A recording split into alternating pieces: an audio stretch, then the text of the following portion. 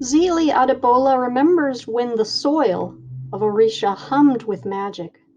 Burners ignited flames, tiders beckoned waves, and Zélie's reaper mother summoned forth souls.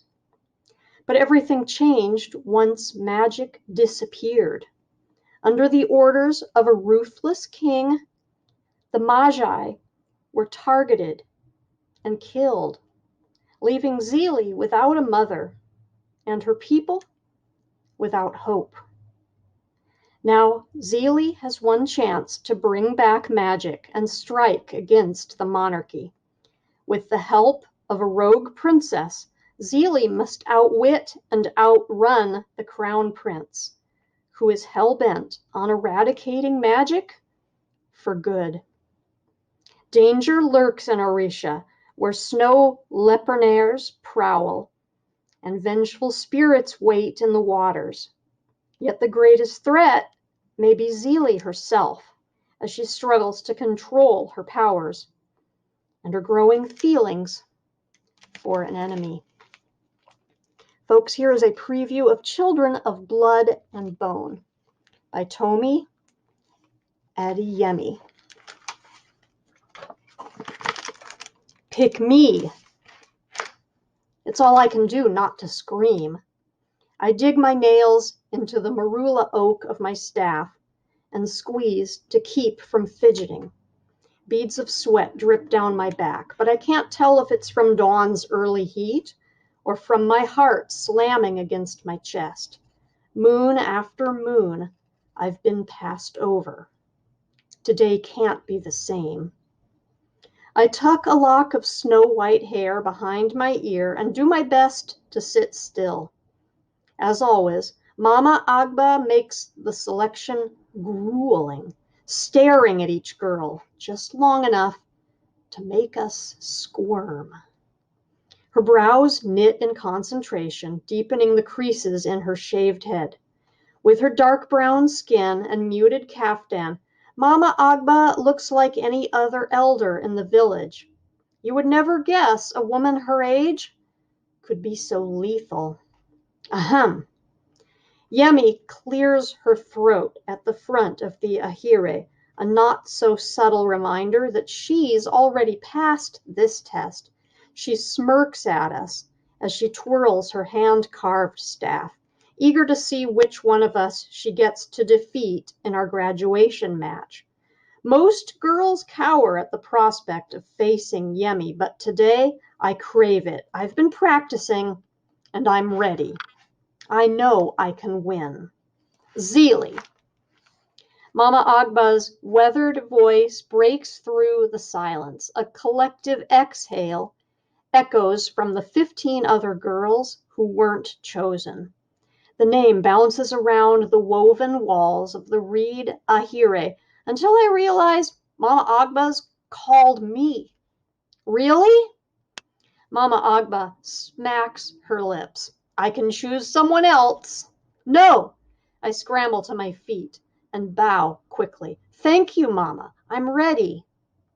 The sea of brown faces parts as I move through the crowd. With each step, I focus on the way my bare feet drag against the reeds of Mama Agba's floor, testing the friction I'll need to win this match and finally graduate. When I reach the black mat that marks the arena, Yemi is the first to bow. She waits for me to do the same, but her gaze only stokes the fire in my core. There's no respect in her stance, no promise of a proper fight. She thinks because I'm a diviner, I'm beneath her. She thinks I'm going to lose. Bow, Zélie. Though the warning is evident in Mama Agba's voice, I can't bring myself to move. This close to Yemi, the only thing I see is her luscious black hair, her coconut brown skin, so much lighter than my own. Her complexion carries the soft brown of Orishans who've never spent a day laboring in the sun, a privileged life funded by hush coin from a father she never met. Some noble who banished his bastard daughter to our village in shame. I push my shoulders back and thrust my chest forward, straightening, though I need to bend. Yemi's features stand out in the crowd of diviners adorned with snow-white hair, diviners who've been forced to bow to those who look like her, time and time again. Zélie, do not make me repeat myself. But Mama, bow or leave the ring. You're wasting everyone's time. With no other choice, I clench my jaw and bow, making Yemi's insufferable smirk blossom. Was that so hard? Yemi bows again for good measure. If you're going to lose, do it with pride. Muffled giggles break out among the girls, quickly silenced by a sharp wave of Mama Agba's hand. I shoot them a glare before focusing on my opponent. We'll see who's giggling when I win. Take position.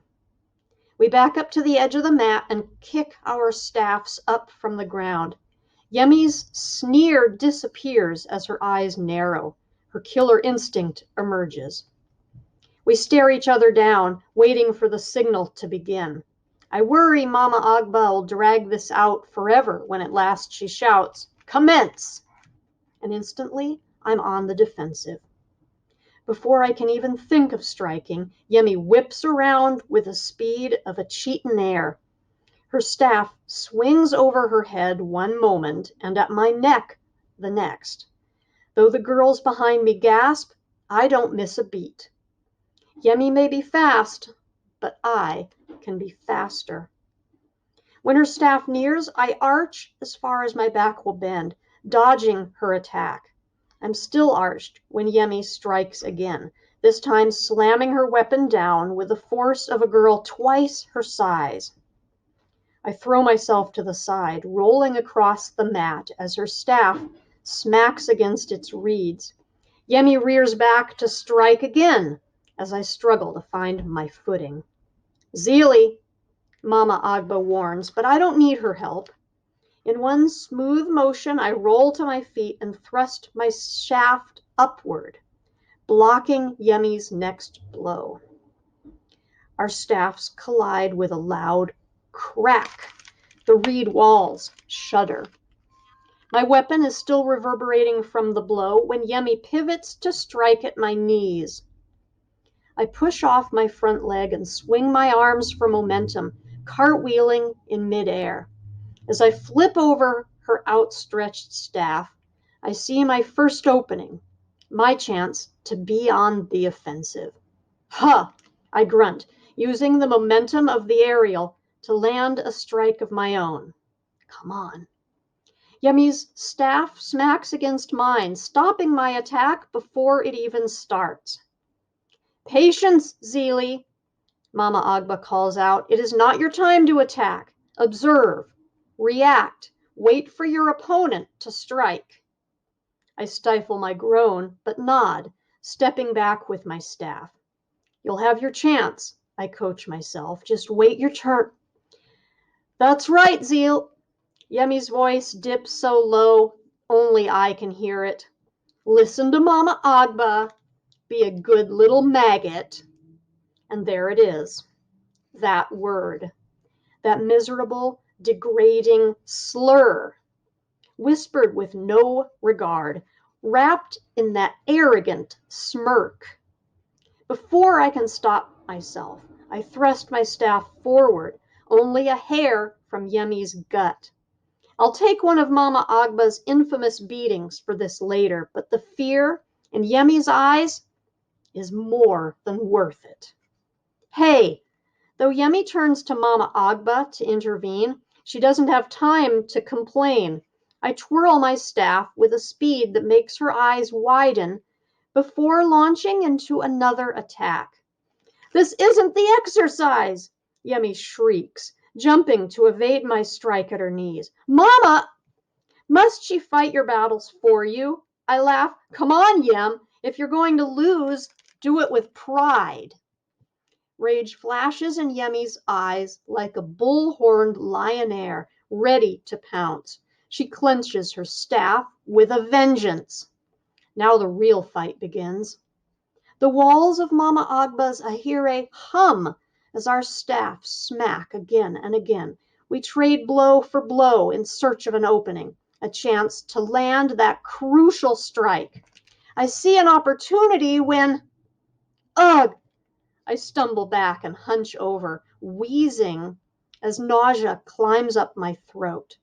For a moment, I worry Yemi's crushed my ribs, but the ache in my abdomen quells that fear. Halt! No, I interrupt Mama Agba, voice hoarse. I force air into my lungs and use my staff to stand up straight. I'm okay. I'm not done yet. Zélie, Mama starts, but Yemi doesn't wait for her to finish. She speeds toward me hot with fury, her staff only a finger's breadth from my head. As she rears back to attack, I spin out of her range. Before she can pivot, I whip around, ramming my staff into her sternum. Ah! Yemi gasps. Her face contorts in pain and shock as she reels backward from my blow. No one's ever struck her in one of Mama Agba's battles. She doesn't know how it feels. Before she can recover, I spin and thrust my staff into her stomach. I'm about to deliver the final blow when the russet sheets covering the ahire's entrance fly open. Bissy runs through the doorway, her white hair flying behind her. Her small chest heaves up and down as she locks eyes with Mama Agba. What is it? Mama asks. Tears gather in Bissy's eyes. I'm sorry, she whimpers. I fell asleep. I wasn't. Spit it out, child. They're coming, Bissy finally exclaims. They're close. They're almost here. For a moment, I can't breathe. I don't think anyone can. Fear paralyzes every inch of our beings. Then the will to survive takes over. Quickly, Mama Agba hisses. We don't have much time. I pull Yemi to her feet. She's still wheezing, but there's no time to make sure she's okay. I grab her staff and rush to collect the others. The ahire erupts in a blur of chaos as everyone races to hide the truth. Meters of bright fabric fly through the air. An army of reed mannequins rises. With so much happening at once, there's no way of knowing whether we'll hide everything in time. All I can do is focus on my task, shoving each staff under the arena mat where they can't be seen.